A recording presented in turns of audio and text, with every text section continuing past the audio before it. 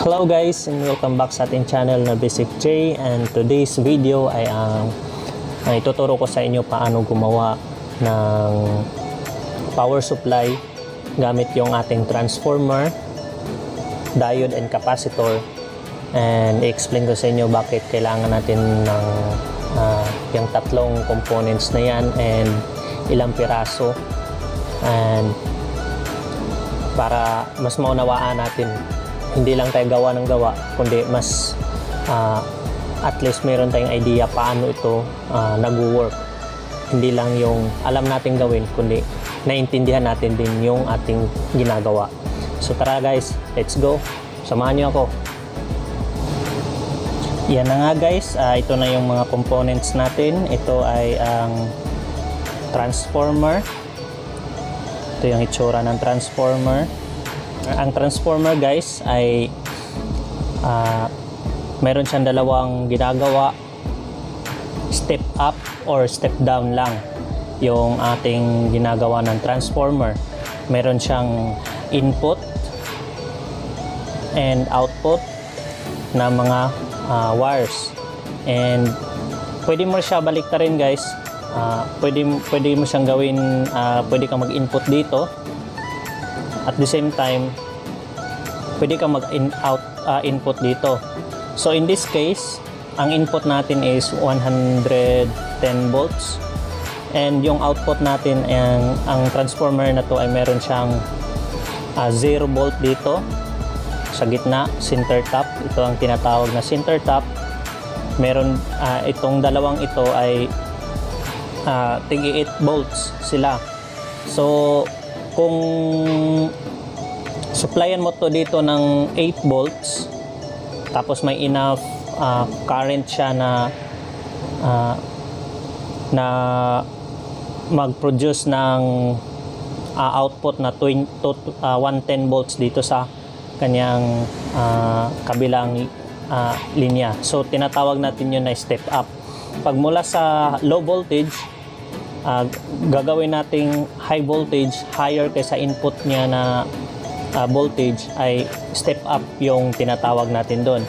Pagkagaling naman sa higher voltage, tapos ang output niya is lower voltage, yun ang tinatawag natin na step down na trabaho ng transformer. So ayan.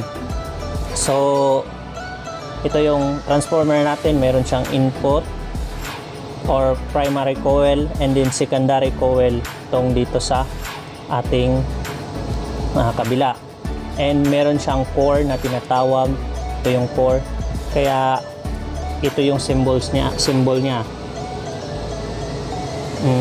Ito, symbol niya. So as you can see, meron siyang primary coil na 110 volts. And ito yung core na tinatawag, and then yung ating output or secondary coil. So yan yung schematic diagram ng ating transformer. And so, guys, at ito naman yung diode natin. Yan. So yung diode natin ay meron siyang stripe dyan. Makikita nyo, yan yung negative side ng diode. And then ito yung positive side, itong malaking black portion ng component natin. Ayan. So meron tayong tinatawag na forward and reverse bias sa ating sa ating diode. Ito yung symbol niya. Ayan. So, ganyan yan guys.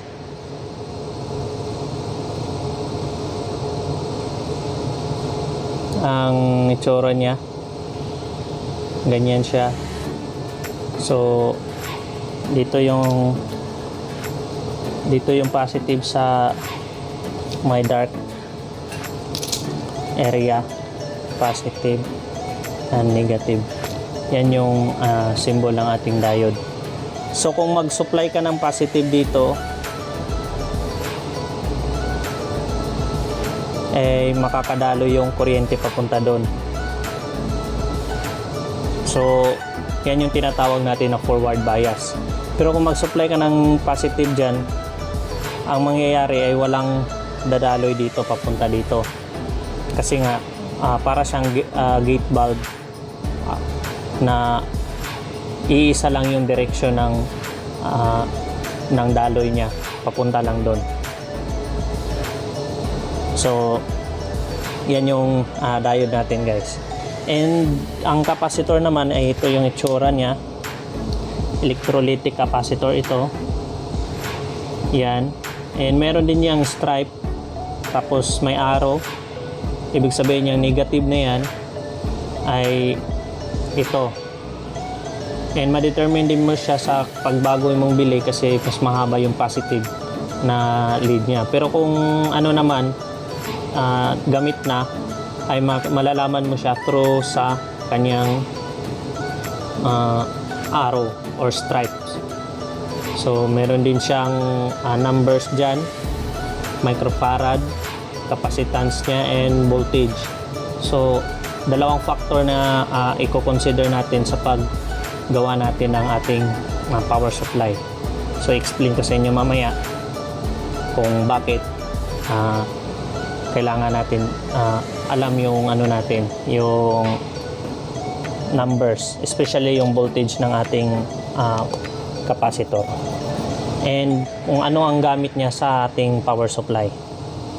So ayan na nga, itetest ko tong ano natin, transformer. So ito na yung high voltage. Sasaksak ko siya sa 110. So gamit tong multi-tester natin, itetest natin kung anong ilan voltahe ang meron yung ating transformer. Yan, set mo lang siya sa voltage. Ayan. So i-tester ko muna yung ano natin, yung input. So meron siyang 111 volts. Then yung output natin is, itong center tap is 0 volt yan, or common. Pagka tinester mo dito sa kabila ay meron siyang 8.5. Tapos dito din sa kabila is 8.5.52 din.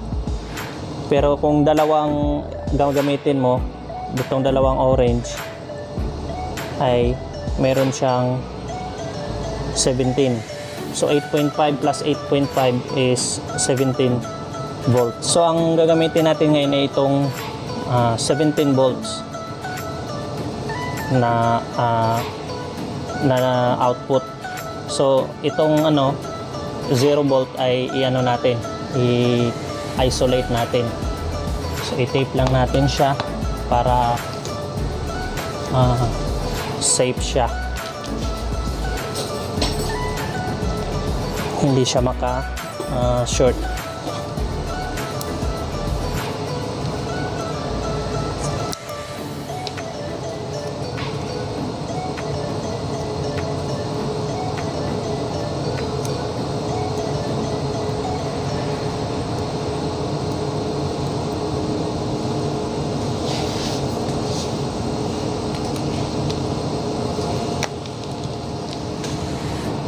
Yan na nga, guys.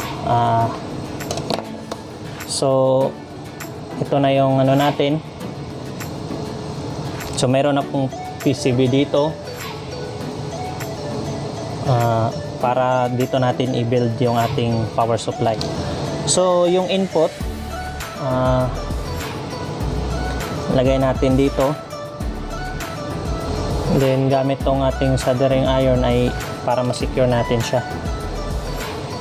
Solda natin.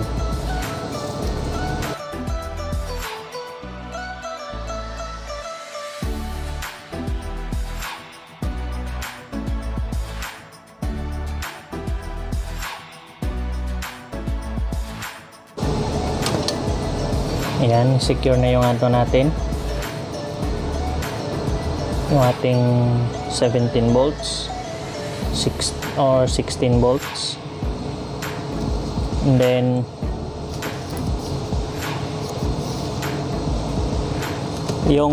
ang mangyayari nito guys is parang naggagawa ka ng triangle niyan.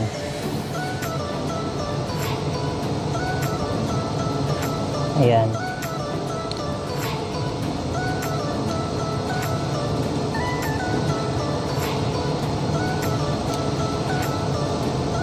So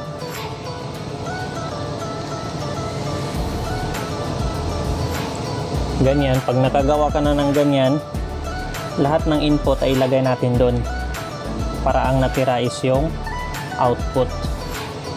So ayan. So since dito yung input natin, itong dalawang diode ay dito natin ilagay, at tapos itong dalawang diode dito sa kabila naman natin ilagay. Yan.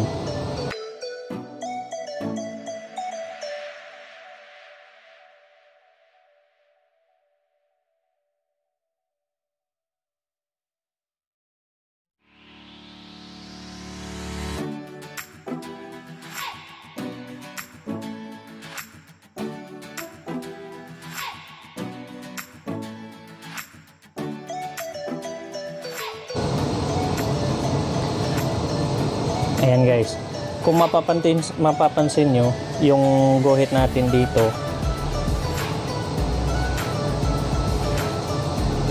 yan, yung guhit natin dito ay yan yung parang nagsisiparate sa ating circuit. Dito yung sa isang side and dito yung sa kabilang side. So ang lahat ng side dito ay ating isolda kasama tong wire natin, tapos dito din sa kabila. So ganyan yung mangyayari.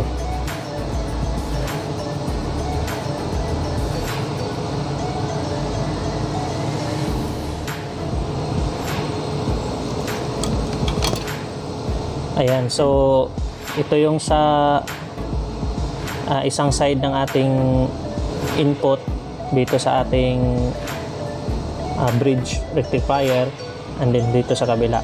So ginatawag natin tong bridge. So ayan. So ang mangyayari nito guys, lahat ng kulay puti or yung negative side ay magiging positive ng ating power supply. Ito yung positive, and then itong dalawa dito sa pinakadulo ay yung negative natin. So ito yung positive natin dalawa magkatabi, and then itong dalawa ay yung negative natin. So ang mangyayari nito ay isasalda natin tong dalawa magkatabi, and then yung dalawa din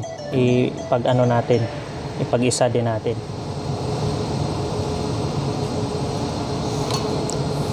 Yan, so yun yung negative natin.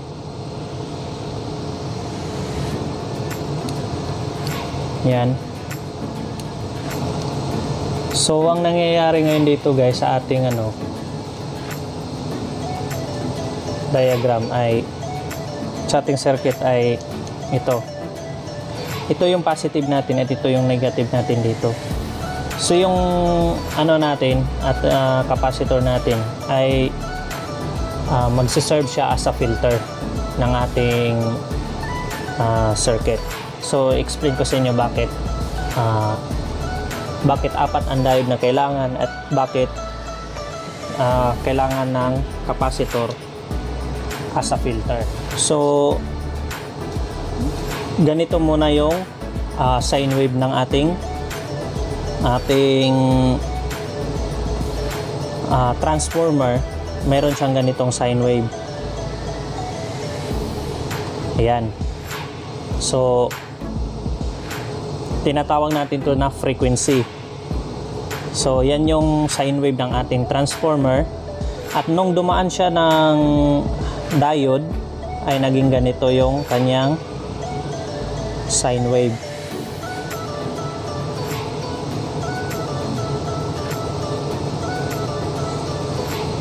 So since ganyan yung sine wave niya, kailangan natin siya ng filtering na para magiging ganito yung sine wave niya.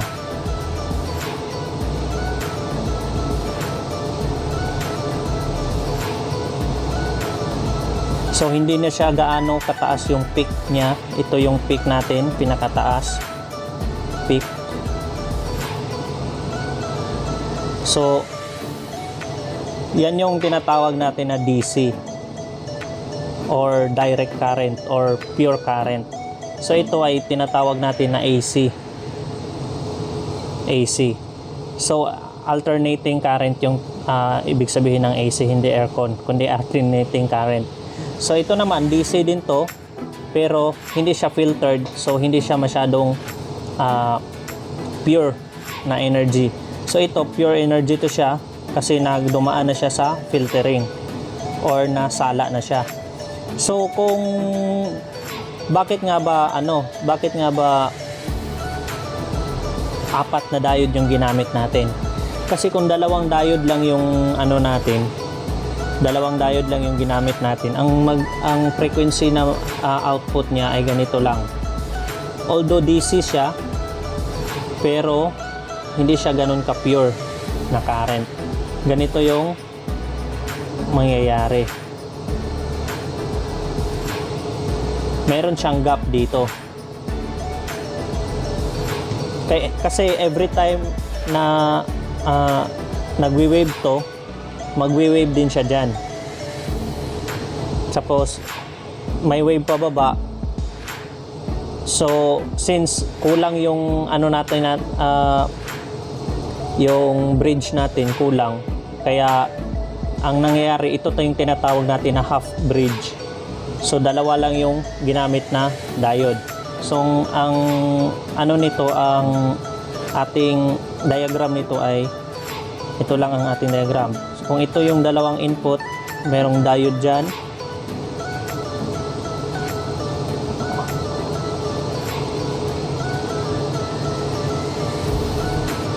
At meron ding diode dito. So ang mangyayari niyan, ito yung positive, ito yung negative. So ganito yung waveform niya. Pero nung nilagyan pa natin ng isa pang diode dito, nilagyan pa natin ng diode na mula dito, kumbaga ganito ng hitsura. So ang nangyayari ay nafi-fill in niya itong gap dito sa kabilang diode kasi nagpapalitan yung frequency niya.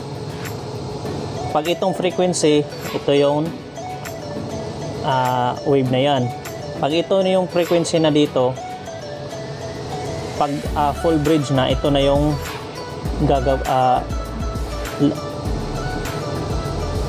so ito yung frequency na to ay ito, and then yung frequency dito ay ito.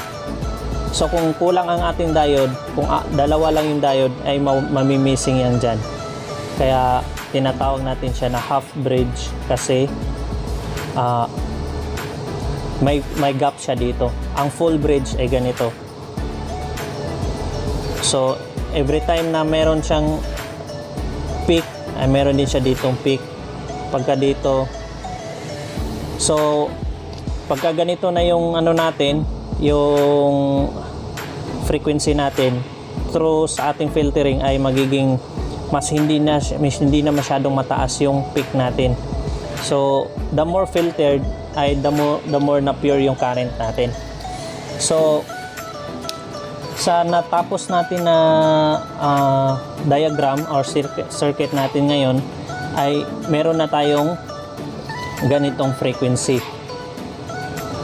So i-try ko ang ating circuit. Ayan. Sa volts muna tayo. Volts. So dito sa ating input, meron tayong 17 volts. And then dito sa ating output, Ilagay natin sa DC. Ito yung ating positive and ating negative. So nag-reduce ta into 15 volts pero DC na siya. Kung isusukat mo yan sa ating AC, alternating current, ay hindi mo siya masusukat. Yan. Pero kung DC siya, ay magbibigay siya ng saktong input niya. At dito naman, kahit pag nakalagay ka sa DC tapos AC yung tinister mo, ay hindi rin siya magre-reading ng sakto. So ganyan din siya. Pero pag sakto naman siya, DC to DC. Andito naman sa ating capacitor guys, just like this, meron siyang output niya ay 15 volts dito sa DC. So kung below 15 volts yung volts ng ating capacitor, ay sasabog tong ating capacitor. So kailangan na yung natin ay above siya sa kanyang voltage na gagamitan. So since ito ay 15 volts, 50 volts is okay. Pag yung ibang capacitor is 25 volts, 16 volts, so okay siya dito gagamitin. Kasi 15 volts lang yung ating output ng ating full bridge rectifier. Then itong yung farad naman ay the more na mataas yung dyan, the more na mataas yung capacitance niya. Tinatawag natin capacitance to, unit niya ay farad. So the more na mataas yung capacitance is the more na mas siya yung filtering niya. And the more din yung makahawak niyang current sa isang capacitor, kasi ang trabaho din ng isang capacitor ay charge and discharge. Yan, so ilagay na natin tong ating capacitor. Ito yung positive natin, ito yung negative.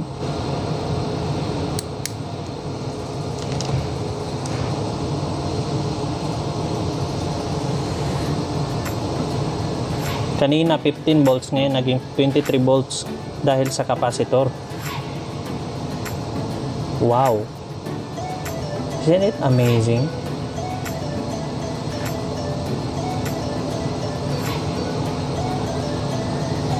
Ayan. Yun na nga guys, ang pinaka basic ng ating power supply, paano gumawa ng power supply and kahit anong voltahe guys, huwag kayong mag-alala, may may 12 volts, 15 volts, 6 volts, 5 volts. Yun pa rin yung process ng ating paggawa. Yung diode, 4 na diode. Pero meron ding guys, meron na ring para siyang IC, 4 na paa, pero full bridge rectifier siya. Mabibili sa sa ating electronic shop, or pwede kang gagawa ng 4 na diode. Sundin mo lang yung ating diagram and ang capacitor as a filter.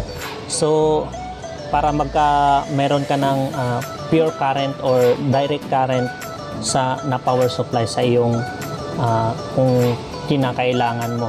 So saan naman natin ito magagamit? Magagamit natin ito guys sa ating mga electronic device na nawala yung ating power supply, such as kung meron kang organ or piano tapos nawala yung power supply nito, pwede kang bumili ng ready-made na power supply, or kung meron kang available na transformer, usually 12 volts naman yun. Kung meron kang 12 to 15 volts na transformer, pwede mo siyang gawing ganun guys, sa katulad ng ginawa ko, full bridge and rectifier and then capacitor, para magkaroon ka na ng sarili mong or DIY na power supply. para sa yung mga electronic na kailangan mo. So yan guys, don't forget to like and subscribe para sa more videos na ma-notify ka about sa basic ng mga videos. And salamat guys sa panonood. This is Basic J signing off, and God bless.